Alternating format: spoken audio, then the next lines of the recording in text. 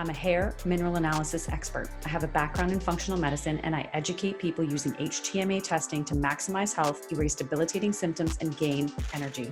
I'm a multi-time kettlebell sport world champion, and I'm constantly searching for high-performance pros from all over the world to bring you this human optimization podcast. My name is Lisa Pitel-Killah.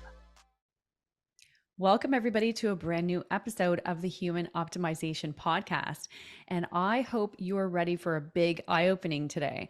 I have with us today Beth Blackmore. Let me give you just a hint of a background because I'm going to get Beth to dive in to her story because it is so fascinating and moving. So Beth is a former government employee with 23 years in human resources, a degree in psychology, and of course, a lifelong passion to help others. So since 2019, she's been on a path of awakening, self-discovery, and growth, focusing on nutrition, physical health, mindset, and overall well-being. She's shed 60 pounds. Yes, I said 60, and proud to say she is the healthiest she's been in her life. And she says through her health journey, she gained mental clarity and come to learn that ultimately we as individuals have control over our minds and our bodies. And she's going to teach us about that today too. Welcome, Beth. Thank you so much, Lisa. So great to connect with you. And I'm excited to share my story. Well, I know we have listeners and viewers that are excited to hear all about it. So give us back. I always want to hear about the background because that is what this is all about, is us sharing. And tell us kind of where you started, the point where that awakening came, and kind of what led you here today. Sure. So really, I think, my health journey, I always say started March of 2019, but truthfully, my body was putting out these symptoms and signals and red flags for years prior to that. And, I think I just chalked it up to what most people do. This is, normal life. We have, headaches and upset stomachs, swollen ankles, bad skin, like just these things that we chalk up to just life, living our 9 to 5 rat race, really not spending time on ourselves, listening to our bodies. And, I was just a busy mom, busy wife, busy professional, working the 9 to 5 rat race. And, I always suffered with migraine headaches. I would go to my traditional doctor even, and, the first thing she would do is put me on some kind of pharmaceutical. And, I never took them. They would disintegrate in my purse. Yeah. I would resort to Advil for my migraines. But what I really wanted to do was get to the root cause. I always had a natural path. She helped me out with many things too, but I could never really get to the root cause of certain issues. And so, fast forward to March of 2019, I did not know how much I weighed. I knew that I was overweight, but that wasn't really a red flag for me in the sense of my health and these other concerning physical symptoms I was having. So, in addition to the headaches and the migraines that I had really had since high school, I was also exhausted. I felt what I thought might be adrenal fatigue. I had, stiff and swollen joints. I had skin and eye irritation. And, I guess it was January or February of that year, like early in 2019, I went on a trip with my mother-in-law, sister-in-law, and niece, and we went down to Cuba, playing in the waves. I love swimming in the ocean. And I did come down on my knee and I buckled it. And so the rest of the trip, I was hobbling around the resort with this bum swollen knee. And I felt it was, a bit of a, I would say, I hit rock bottom, like literally in the ocean. Yeah. And it was a wake-up call for me. But I will say that the years prior to that, with all these other physical symptoms, really, really perpetuated me finally digging in to these horrendous symptoms that I was experiencing and listening to my body. So first, I really wanted to understand why. So why was I having all these symptoms? So yes, I was doing some research. I was Googling all these myriad of symptoms that I didn't think were connected at all. And I kind of thought the worst. Like, I don't know if I was a hypochondriac or what, but I would kind of go there. I'd be thinking, okay, is this some kind of major illness? Is this some kind of major disease? When I finally was able to stop and listen. And, a lot of the research that what I came up with was the fact that I had this insulin resistance. Mm. And I thought, okay, so now what I'm learning is that what I'm eating and what I'm ingesting, what I'm consuming is in fact perpetuating my ill health. The headaches, the, bloatedness, the weight gain, these are all byproducts of what I was putting in my body. And, I think at the back of my mind and my subconscious, I knew that there was going to have to be some kind of lifestyle overhaul. And it wasn't until I really started to dig in for myself, because it wasn't that I went to my doctor. It wasn't even that I went to my naturopath to figure out the solutions. I really had to know for myself what it was. And so, while I was surprised to learn that I could control these physical symptoms by changing my diet, I was blown away, because we are so conditioned and programmed to eat a certain way, with even the government food guide, with the standard Canadian, standard American, standard Western diet. Yeah. I was really dumbstruck that it was really my food choices that were contributing to all of these ailments, and these big kind of, light bulbs went off for me. And from then on, I just started digging in. I started, listening to podcasts, listening to all about health. I really dug in and I thought, no, this is life changing. This is going to change me and I'm going to be successful, because now I understand how the body works. I'm ready because I've hit this rock bottom. And now it's about me. Now it's about me making conscious choices instead of, really relying on, what society is doing or what mainstream anything is telling us in terms of our diet and how we live our lives. Yeah. And so, I mentioned that I didn't know how much I weighed. I really didn't. It wasn't until, so I started my health journey. And to be honest, at the time, it was healthy ketosis and intermittent fasting. Mm-hmm. I am no longer in, that strict of a regime, Yeah. but it definitely felt like it was an educational journey for me. And it felt like a reset for my body, because within days in March, I felt this water retention. I knew I was losing weight because my clothes were fitting differently, but Mm-hmm. I felt this water retention release.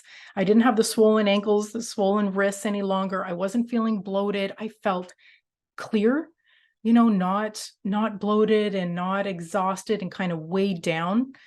And so when I went for a follow-up in June, so that was 3 months later, I asked my doctor, because I had gone to see the doctor in early January or late January of 2019, and it was for a complete physical. I didn't ask her how much I weighed. I got on the scale. I knew she wrote it down on the file. We didn't have a conversation about my weight. I didn't want to know my weight.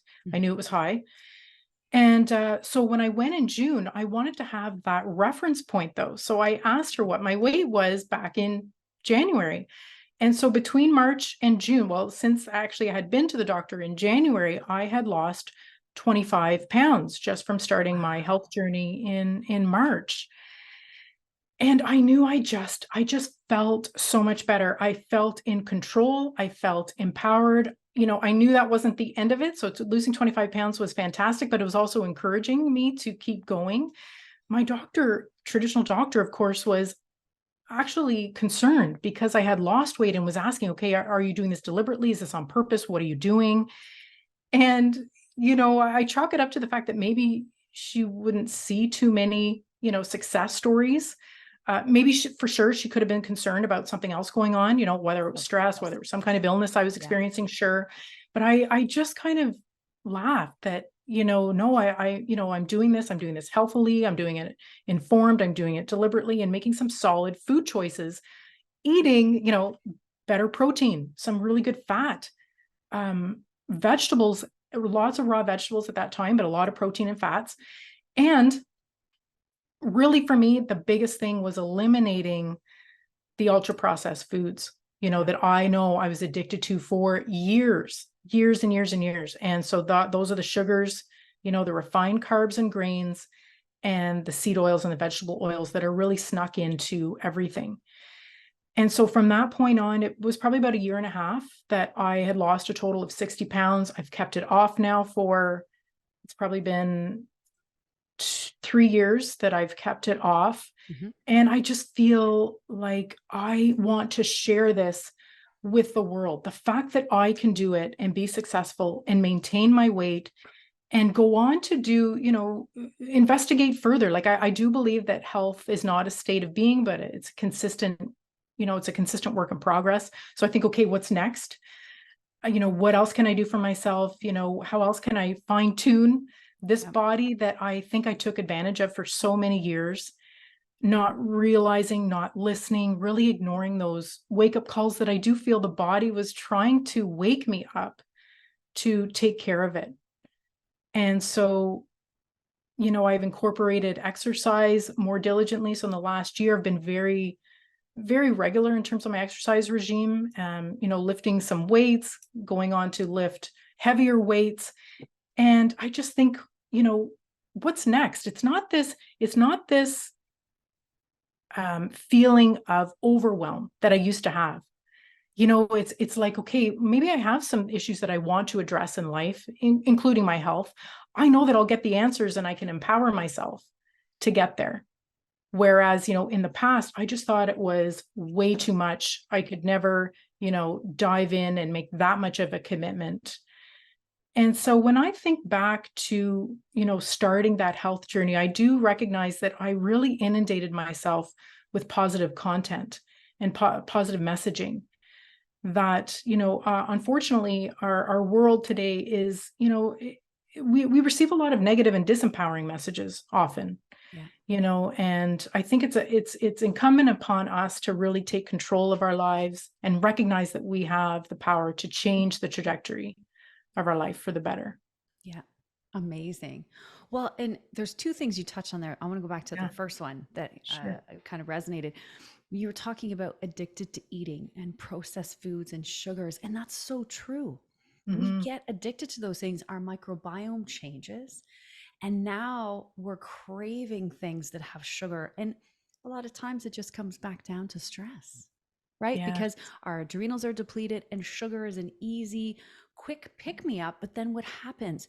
You crash. definitely. And, so many times, even after I would eat lunch, I remember eating lunch at work. And it doesn't matter necessarily what I was eating, but it was before my health journey. So it wasn't great food. And I remember, going for a walk around the block before we went back to the office. And I would still feel that, dizzy, lightheaded. And I just feel that my blood sugars were so out of whack. I was very dependent on food. So I'd have food in my purse, even if it was healthier snack options, so a banana or nuts in my purse. I just felt I was constantly dependent on food. Yeah. Whereas now, when I'm more satiated, I am more satiated because I'm eating whole foods that's getting me from one meal to the next. And even that alone is empowering because I'm not a slave to food. Because I do feel, yes, there's so many, the convenience foods out there. Yes, they're addicting, and they're not satisfying long term, right? They may satisfy a short term craving, but they're not satisfying those long term cravings with all the nutrients and vitamins that whole foods provide. Yeah, absolutely. Well, and the other interesting part is too, it always astonishes me how little protein people actually eat, even though they think they're eating more. And Definitely. and that comes back around too sometimes to women where they're like, well, I don't want to eat too much protein. And the other thing I want to go back to is what you said earlier when you said I started lifting weights. How Hmm. many times do we hear women, well, I don't want to bulk up, so I don't think I want to lift weights because I don't want that to happen to me. And I think to my head, I'm like, do you know how many hours you would have to put in at the gym and how much you would have to eat to bulk up? Like that Yes. will never happen. It's Right.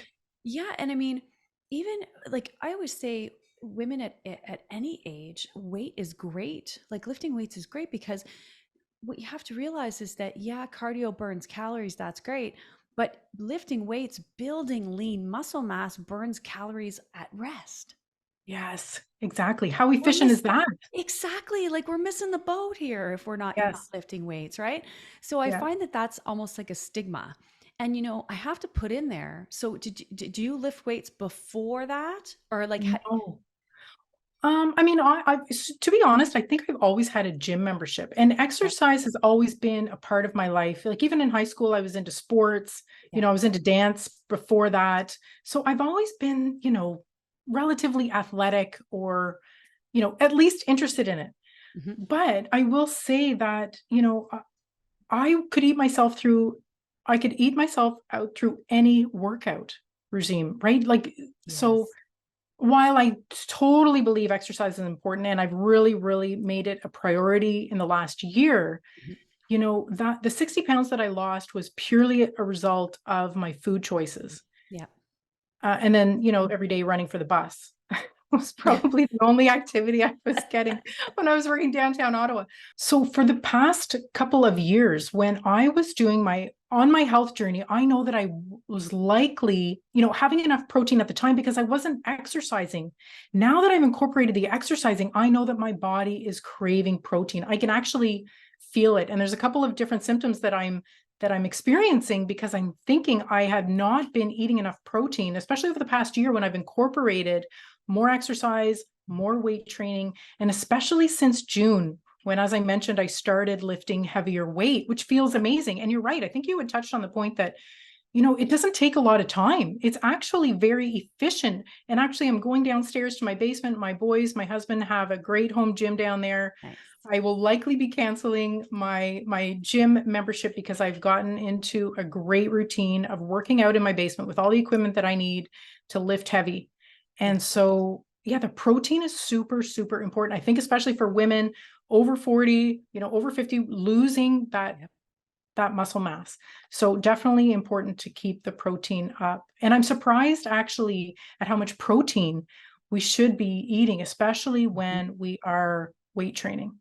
Yeah, I can't agree more. And I think that, even tracking, I don't use, trackers necessarily. I don't love tracking things. But even if you do it for a couple days, right? Get a Yes. free MyFitnessPal account, throw in what you're going to eat for a couple days, and then you really get an eye opening about what that looks like. And then you can use that for, say, 4 or 5 days to plan.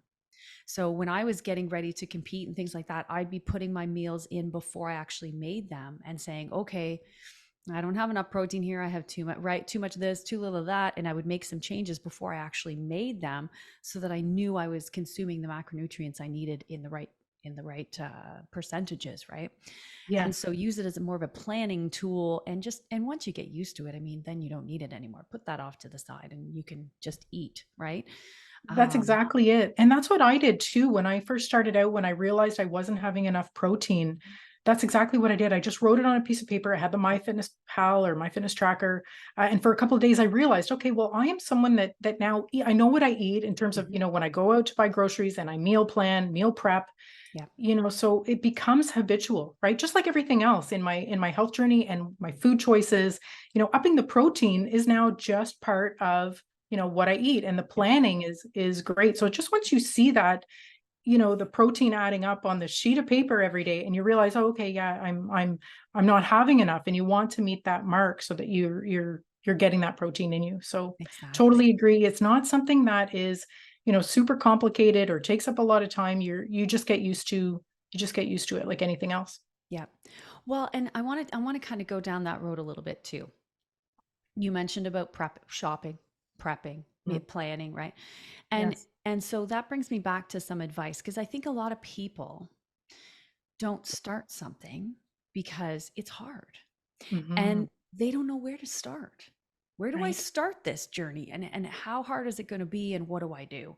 So what would be, a couple pieces of advice just for that starting point that you would give to just make that whole transition process a little bit easier? Sure. So, to be honest, when I first started down this journey on Sundays, because I was working, the 9 to 5, Monday to Friday, busy mom, kids are in hockey. So that was super busy. It was a very busy time. Sundays would be my day for meal planning and meal prepping as much as I could for the week.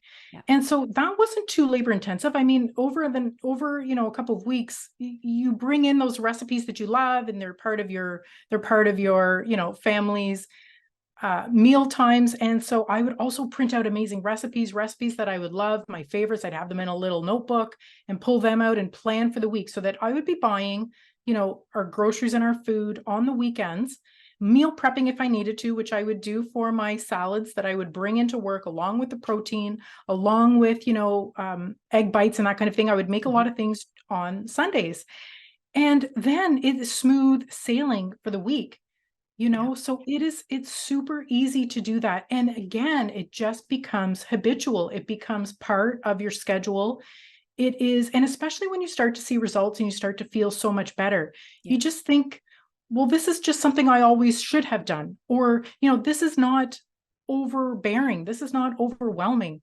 This is something that I can build into my life to make my life easier as a working, full-time mom. That it just works. And so I would make meals or meal plan for the week, bring my grocery list of the specific things, the ingredients that I needed to get that all in on the weekends, and then meal prep as much as I could on Sundays. But then just having everything ready to go and know what I'm going to be having every day of the week is super helpful. Whether or not you're meal prepping or not, just knowing in your mind what you're going to be eating on those days of the week, especially when you know that there's after school activities and Yeah. extracurricular things going on. Yeah. So that Yeah. was super helpful. And I'm a planner, so that really kind of settled my mind. I knew, what we were having. I knew what we needed. There wasn't food waste, right? Because we're That's eating a big what. one. Yes. Yes. Yes. Because you think, you go to the grocery store and you think, oh, okay, I need this, I need that, I need this, I need that, because it's all, healthy food. I'm going to make some good food, healthy choices. Yeah. But then, if you're not meal planning, are you really going to eat those things? Are you going Hmm. to eat enough of it? Or is it going to go to waste? Is it going to go into your compost? Yeah. So I think meal prepping is definitely, especially when you're working, Hmm. right up until dinner time. Even when I was working from home, I found that still having that plan was super beneficial. Yeah. Yeah, I agree. And we have to consider nowadays, everything is so expensive. The Yeah, last thing you want to be doing is wasting food because it's just too expensive to do that. that's right. So yeah, I couldn't agree with you more, 100%. And an easy way too, this is something that I do, maybe not as much in the summer because we're barbecuing more, but in the winter, I have, kind of two slow cookers and an Instapot, and every Sunday they're full. Yes. Right? Yeah. Super easy. You throw a Yes. roast in one, you throw some, you maybe a chili in the other one and whatever. And it's just like, okay, day's over and we're gonna have this for dinner and that's for tomorrow and that's for lunches. Exactly. And it's so easy. So there's It is. always easy ways to be able to do meal prep, even as a busy person. And again, it takes that stress out of just everyday life. What are we gonna eat for dinner or whatever? It's That's the right. it's the magic question of the day, right? What are we gonna eat for Yeah. dinner? Yeah, exactly. And then you're not as tempted to go for the takeout and the foods Exactly. that are convenient or, fast foods and that kind of thing. If you have the roast already in the fridge ready to go for the meal. Exactly. Yeah, 100%. And Mhm. so let's talk about, because you've obviously done a huge shift, right? In that awakening, it Yeah, also included a career change for you. did. So you went from saboteur to self-sabotage coach.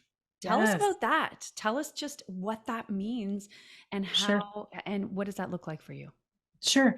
So, I worked in HR and I kind of fell into that career after university, and there was the big high tech boom. I had done, an IT program as well. And I really just fell into human resources. It was actually in high tech in Ottawa when the high tech bubble burst in about 2001, 2001. I went to work for government and a little bit of back and forth. So I did go back out to high tech a little bit later. And then again, that company, didn't do so well. So back into, stable government work. Mhm. And, I know that, I had great colleagues, I had great leadership, great mentors within my HR career. I worked on amazing, challenging projects, even in government. But there was just something that I knew was missing. I just didn't feel as fulfilled that I knew I could, and I'm like, I don't know what my passion is. I didn't really have a lot of time to think about it either because, you're a busy mom, you're a full-time worker, you have these golden handcuffs with the government. So, the thought of leaving never crossed my mind. Yeah. However, there were certain things in life that had happened, Mhm. um, and I just did not feel aligned with my employer any longer. And so there was a big decision that I made. It was December of 2001. Mhm. And I started to really dive into, you know, self sabotage, recognizing that I was a self-saboteur for many, many years, Yeah. and coming out of that, realizing that, I had this inner power within me to transform my life. And obviously, losing the weight is one thing, but then it also gave me this confidence. It gave me this empowerment and encouragement to step out of my comfort zone. And, I had been following the work of Jason Christoff, and I realized that he had this amazing coaching it's called Overcoming Self-Sabotage Coaching Program. So I enrolled in that in January of 2022, and I graduated within a year, and it felt like exactly what I needed to do. So based on my life experience, based on my health journey, and then going through this program, I thought, this is exactly what I want to do with my life. I want to be able to share what worked for me with other people, because I know if I can do it, other people can too. And I think it's work that we don't take the time to really dive into, but I think everyone can benefit from it, because it really is within our control. All the ways that we self-sabotage ourselves, right? From the food we consume to the negative belief system we have, from the social engineering, the social conditioning, the myriad of different negative and disempowering messages we receive on the daily. It's just something that I feel we can all benefit from and change the trajectory of our lives. So I am now a self-sabotage coach. I help people overcome their self-limiting, self-sabotaging beliefs and behaviors to really empower them to live their best lives, healthy, abundant, successful. And I just feel like I have found my calling. I've been through, many things in my life that I haven't even shared too publicly. To get where I was when I was in the depths, I guess, of January, February of 2019, but that, really propelled me to change my life. Mm-hmm. And so I think, going through those experiences, going through my own experience, I can really empower others to do the same. And it's really within our control. I think that's the most hopeful thing, is that we have the power and the control to change our lives. Yeah. And I think that is very scary for people. Yeah. And that's why what you're doing is so important, because it Right. doesn't have to be scary, right? Right. When we feel helpless, that's when we need to dig in and go, Yes. yes, I can control this. I can change this. And I think that's an important thing for people to just resonate with and understand, because it's true, right? Yeah, and we all fall victim to the familiar. I Mhm. think that's what my program is about. It's really, cutting the ties with this negative belief system that no longer serves us, and being able to recognize that we can change the trajectory of our lives, but we can change that through positive reinforcement. So the positive programs that we deliberately put into our mind, instead of feeling this sense of, you know, weakness, but discouragement, of overwhelm, Yeah. that I think so many of us experience, especially I think as women, that we have, all these roles to play in life, and it doesn't have to be difficult, especially when what we want is to be successful and empowered. And once we know what we want, it's easy then to achieve that. I think with the right tools, the right mentor, the right coach, and the right advice to put you on that track. It doesn't have to be overwhelming, because then you do some really deliberate things in your life that are easy. You just do them on repeat. Yeah. And then they become habitual. They become repetition for you, and it becomes your new normal. You're familiar. Yeah. Yeah, absolutely. And so tell people, I mean, you obviously help your clients in a very specific way. You'll tell us a little bit about that, but Mhm. tell people what, kind of how your program works, and Sure. even how they can become part of it. Sure. So, I mean, I've recognized that really health is foundational. So that is number one in my program. And, it's not necessarily about specific diets at all, because it's not that I'm a proponent or I condone one over another, but it's really what worked for me, which I know was ditching the ultra processed foods, right? So that's kind of the baseline. And so people think, well, how do I get to that point? Like I'm in this vicious loop. Yeah, I want to be healthy. I want to lose weight. I want to improve, my life.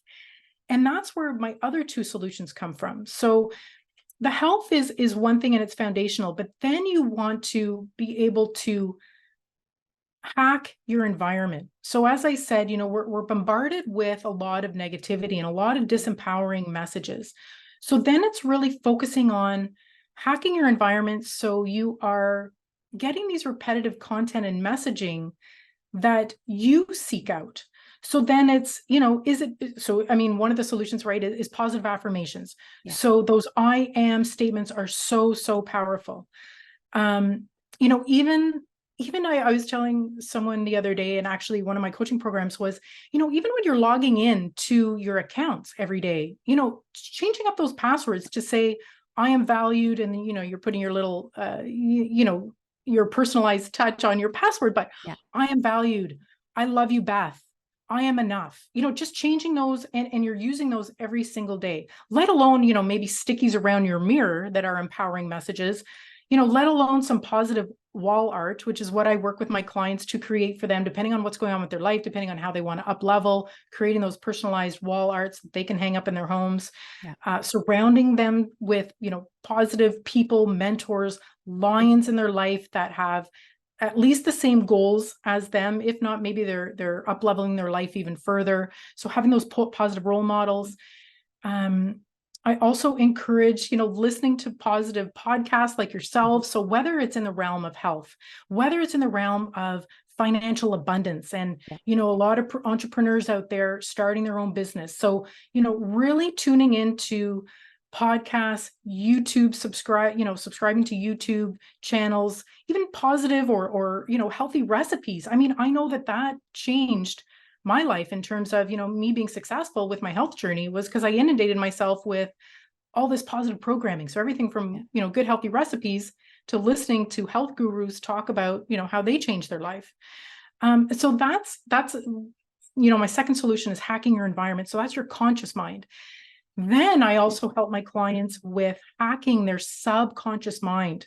So this is super powerful because I don't know if your listeners know or if they're aware, but 95% of our thoughts and behaviors are initiated, are influenced, are responsible for our thoughts and behaviors. And then that's how we execute our life. So we think that we're all powerful with our conscious mind. Oh, we're doing the right things, we're saying the right things. But our subconscious mind, which is actually, a lot of our childhood programming, influences our subconscious mind. A lot of our environmental disempowering messages and content influences our subconscious mind. Yeah. So it's recognizing that and then hacking the subconscious mind. And what I do with my clients is a really important form of hypnosis, which is hypnotherapy, Mm. where we provide these RTT tracks, which is rapid transformational therapy. And so, I typically do mine in the morning. A lot of others love doing it at night because it's right when they're going to sleep. They're in the alpha brainwave state where our brainwave state is we're conscious but relaxed. Mm-hmm. So it's almost just before we fall asleep, our brains are very, very malleable and we're able to hack the subconscious. And so if I, have tracks for my clients that are very customized and personalized to what their goals are. So whether it's health, whether it's ditching the sugars, like if we want to get really specific, I could provide them with tracks that they would listen to for 21 days to maybe ditch the caffeine. If they're wanting to ditch caffeine, ditch the Yeah. alcohol, ditch the sugars. And so it's very specifically tailored to what my clients want to do and how they want to up level their lives. So those are the three solutions I provide. This is following, a very comprehensive deep dive into their conditioning, childhood conditioning, their history, even their, daily habits in terms of what they're eating, that kind of thing. So it's a very deep dive with, before we get into the solutions, which are very customized for the clients. Yeah. Amazing. Wow. Well, and I feel like, when you're talking about the conscious, subconscious, both, so it's so important to be able to make those changes at that deeper level, right? Yes, That gives us sustained exactly. change, right? It does. The subconscious mind, it's all about repetition and habituation. And what I have found is that, it is taking in all kinds of information, whether we're conscious of it or not, right? So it's reading our environment, it's reading everything on the periphery. So even all these subliminal messages that we're not conscious of, our subconscious mind is taking in. And Yeah. just think of it as a simple recording device. It's recording everything. All it is recording data, a lifetime of data. And so what it deems safe and familiar is repetitive content. So we really want to inundate ourselves with positive repetitive content. And we do so, by consciously making these conscious decisions, but then really hacking into the subconscious mind with the hypnotherapy and the many other things that we do consciously. It will resonate, and it will reprogram our subconscious mind with the repetition. That's amazing. Wow. Well, Beth, thank you so much for being with us and sharing. I know that there's going to be aha moments out there that are, and hopefully people who are ready to make the change, because, I hear people every day about being unhappy with certain things and others. And, and nutrition is such a big part of that in many occasions. And to hear your story, it's really inspiring. And I hope that, that there's some aha moments here that will reach out. And so we'll have all of Beth's contact information, of course, in the description on your favorite podcast host, or if you're watching on YouTube. Her website is bethblackmore.com. And if you're watching on YouTube, make sure you subscribe to my channel. There's a brand new episode every 2 weeks. Give this episode a thumbs up. And if you're listening on your favorite podcast host, make sure you give this episode a like, and we will see you next time. Thanks for listening to today's show. Head over to Pitel-Killah.com to gain access to some amazing free resources that will help you gain energy, erase debilitating symptoms, and be the best version of you. Remember to give this podcast a like and follow me on social media at Pitel-Killah. I'm here every 2 weeks with a brand new episode of the Human Optimization Podcast. Until next time.